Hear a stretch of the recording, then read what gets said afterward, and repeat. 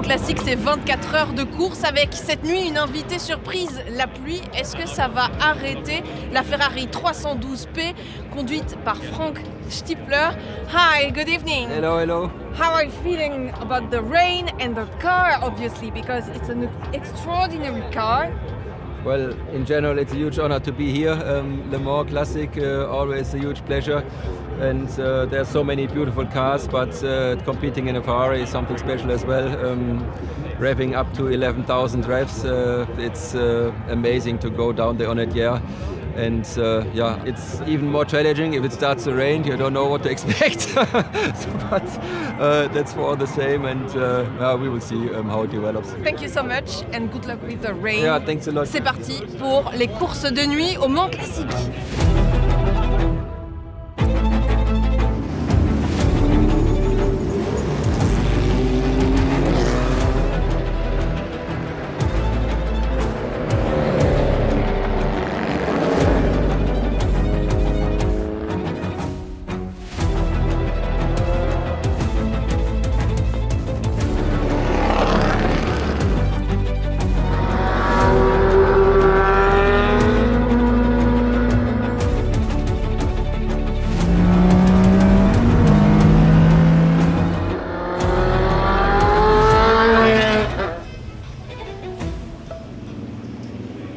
Il y a de l'animation ici au plateau 6, les voitures viennent de rentrer de leur course sous la pluie. On va prendre quelques réactions des pilotes.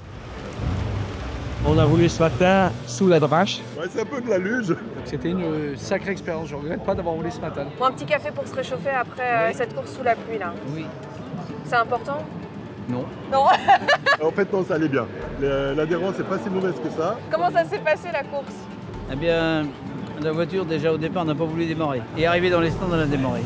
La façon dont on peut piloter les voitures, on peut prendre les virages extérieurs, il y a quand même un peu d'appui. Donc il y a du drift un peu partout, on passe des voitures à gauche, à droite. Non, c'est vraiment un plaisir. Même sous la pluie, c'est un plaisir. Et arrivé dans le bout des Honnêtières, crevé. Par contre, je ne voyais rien.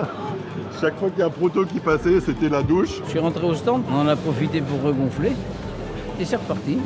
Bon, grand amateur de voitures comme tu es, est-ce que tu as déjà fait un tour des clubs pour découvrir les milliers de voitures qu'on peut découvrir en dehors des circuits?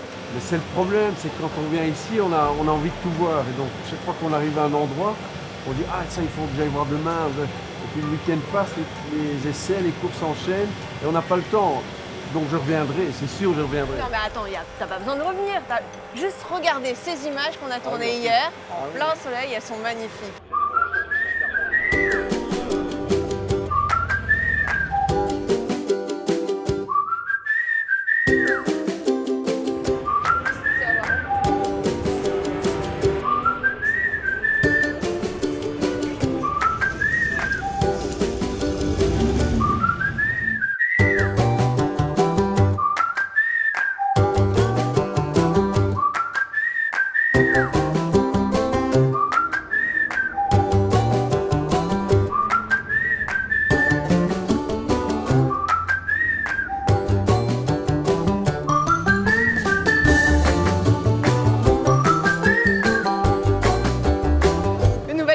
Exceptionnelle qui se termine doucement ici au Mans Classique, la première édition pour vous, Marc Poyoun, en tant que directeur général de Peter Auto. Est-ce qu'on peut déjà dresser un premier bilan de cette édition 2025?